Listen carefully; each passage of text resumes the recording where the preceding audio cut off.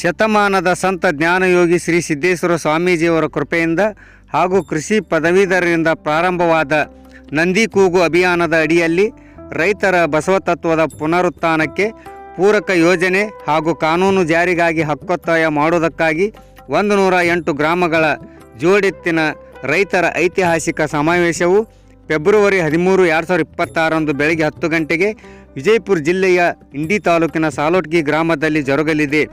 ವಿಶ್ವಗುರು ಬಸವಣ್ಣನವರು ಪ್ರತಿಪಾದಿಸಿದ ಬಸವ ತತ್ವದ ಮೂಲ ಬೇರುಗಳಾದ ಜೋಡೆತ್ತಿನ ಕೃಷಿಕರಿಗೆ ಪ್ರತಿ ತಿಂಗಳು 11,000 ರೂಪಾಯಿ ಪ್ರೋತ್ಸಾಹ ಧನವನ್ನು ನೀಡುವ ಅಂಶವನ್ನು ಪ್ರಸಕ್ತ ಬಜೆಟ್ನಲ್ಲಿ ಸೇರ್ಪಡೆ ಮಾಡಿ ಬಸವ ತತ್ವದ ಪುನರುತ್ಥಾನಕ್ಕಾಗಿ ಬಜೆಟ್ನಲ್ಲಿ ಶೇಕಡ 10ರಷ್ಟು ಅನುದಾನವನ್ನು ಮೀಸಲಿರಿಸುವಂತೆ ವಿಶ್ರಾಂತ ಕೃಷಿ ಅಧಿಕಾರಿ ಬಾಳಾಸಾಹೇಬ್ ಈಶ್ವರಗೊಂಡ್ ಒತ್ತಾಯಿಸಿದರು.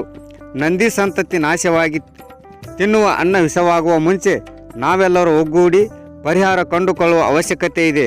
ನಂದಿ ಕೃಷಿಕರಿಗೆ ಪೂರಕವಾದ ಕಾನೂನು ಹಾಗೂ ಯೋಜನೆಗಳನ್ನು ಜಾರಿಗೆ ತಂದು ಗ್ರಾಮಗಳನ್ನು ಸ್ವಾವಲಂಬಿ ಹಾಗೂ ಆರೋಗ್ಯಯುತವಾಗಿ ಇಡುವುದು ಪ್ರತಿಯೊಬ್ಬರ ಜವಾಬ್ದಾರಿಯಾಗಿದೆ ಎಂದು ನಂದಿ ಸೇನೆಯ ಪ್ರಮುಖರಾದ ಸೋಮನಾಥ್ ಶಿವೂರ್ ಹೇಳಿದರು.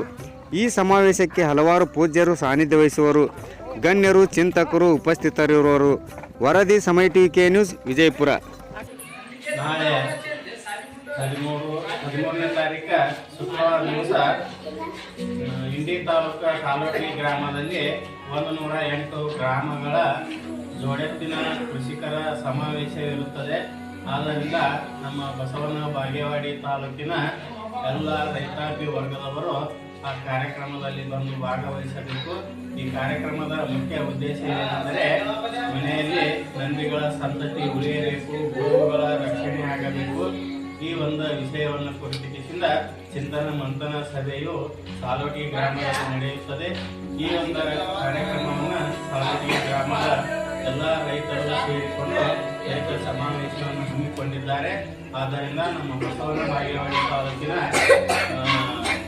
ಬಸವನ ಬಾಗೇವಾಡಿಯಲ್ಲಿ 1,000 ಜೋಡೆತ್ತಿನ ಸಮಾವೇಶದಲ್ಲಿ ಭಾಗವಹಿಸಿದಂಥ ಎಲ್ಲ ರೈತರು ಬಂಧಿಸಿದ ಈ ರೈತರ ಸಮಾವೇಶವನ್ನು ಯಶಸ್ವಿಗೊಳಿಸಬೇಕಾಗಿ ಈ ನಂದ್ಯಾಳ ಗ್ರಾಮದಿಂದ ನಮಗೆಲ್ಲರಿಗೂ ಕೇಳಿಕೊಳ್ಳುತ್ತೇನೆ.